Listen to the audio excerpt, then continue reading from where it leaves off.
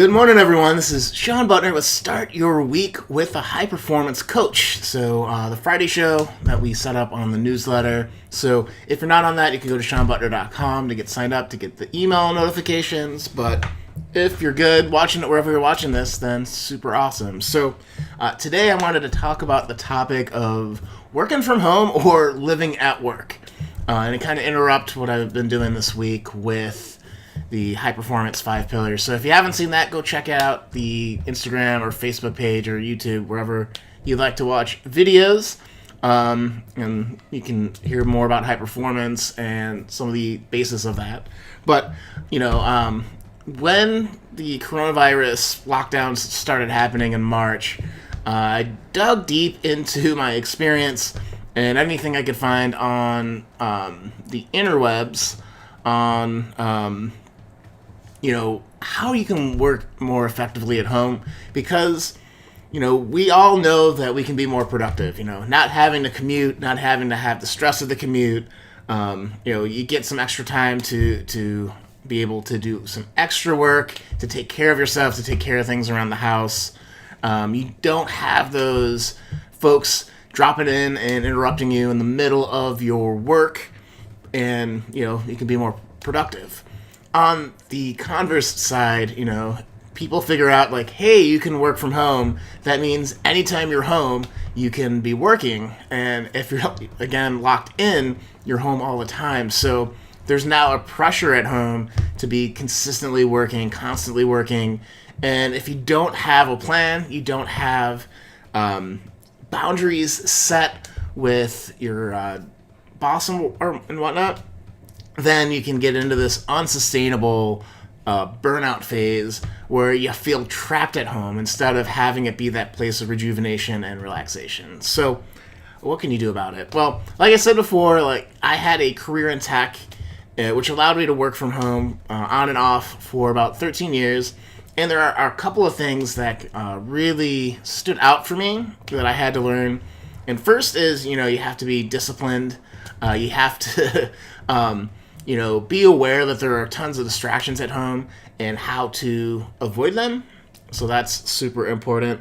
But there's 4 ideas that I really wanted to share from that experience and from what I read that can really help you.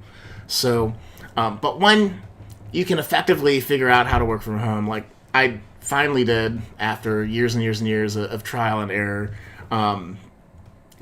that's when the magic can happen. That's how, when we talk about high performance, we talk about not burning out or not destroying your relationships or your body in the process.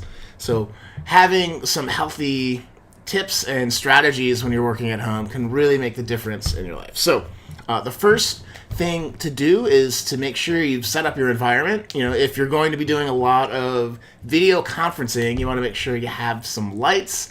You want to make sure that you have whatever camera you're using about eye level, from you, so you're not cranking your neck. Plus, you look a little bit better on the camera that way. Do you have a dedicated spot? That's something that's very helpful. And is it set up in a way that's not cluttered and that you can get to work when you need to? But it's also kind of the signal to the folks in your house that when you're in that zone, it's business time. It's time to work. So, all right. Second big idea for you. So the first is set up your environment. Second is to, have a schedule and routines set up. So if you don't operate out of your calendar, I would suggest you do that. And it's really important to be planning the day and communicating that with the folks in your house. So I have a conference call at 10 o'clock today. Hey, my wife, Ashley, I'm going to need you to not be yelling into the phone at that time, or to make sure that you don't need to come into our office/bedroom to get clothes and whatnot. So there's a little bit of just logistics at home that you have to consider. So you don't have your family members walking naked behind you or in their underwear.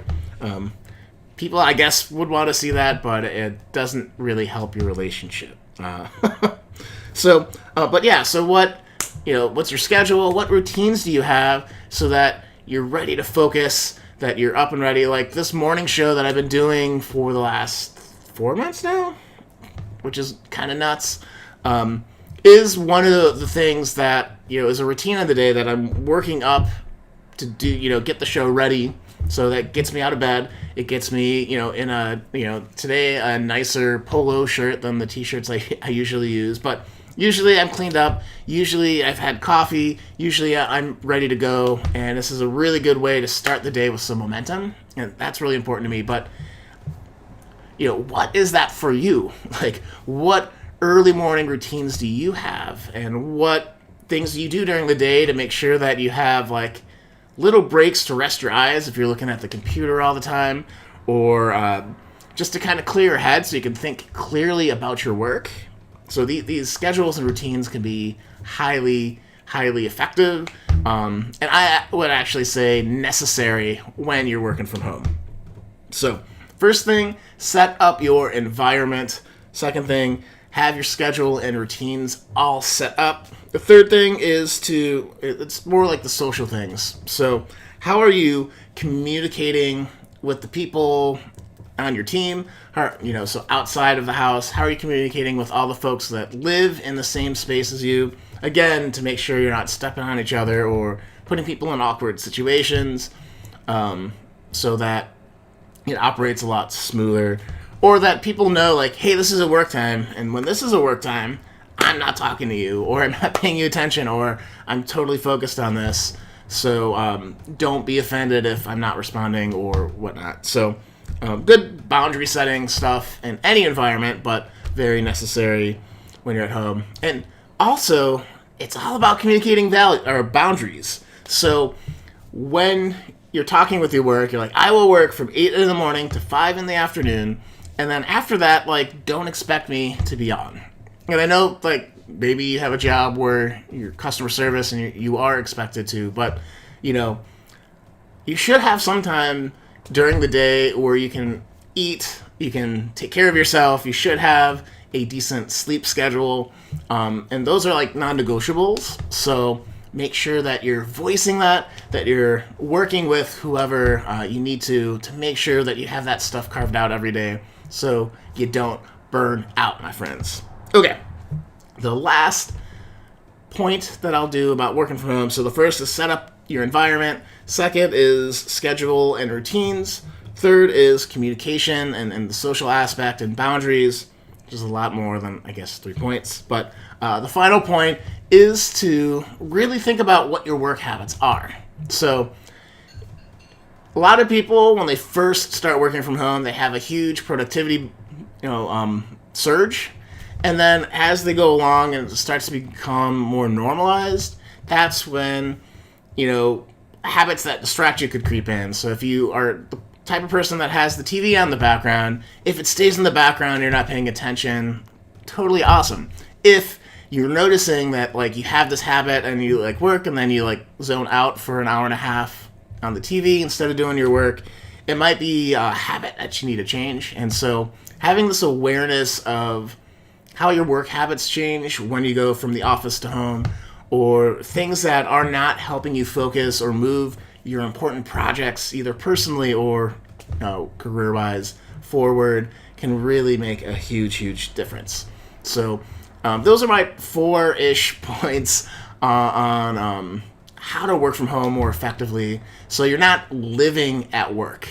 Again, like, that was the title of this. Are you working from home or are you living from work? Because when you're living at work and your work is your home, that's when we see burnout. That's when we see stress from the job. That's when, weird things start to happen. And I don't want that for you. I want you to feel like you got this, because you do. I mean, it's a huge opportunity to be working from home. It's a huge opportunity to be more productive, to maybe see your family a lot more than you had before. So there's a lot of really good things about it, but we don't want you to start hating your job because you're always working.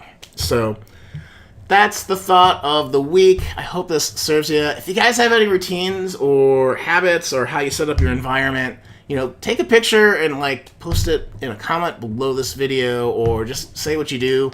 I'm always interested in seeing how people have their spaces set up, or weird things they do with their schedule that really, really work for them.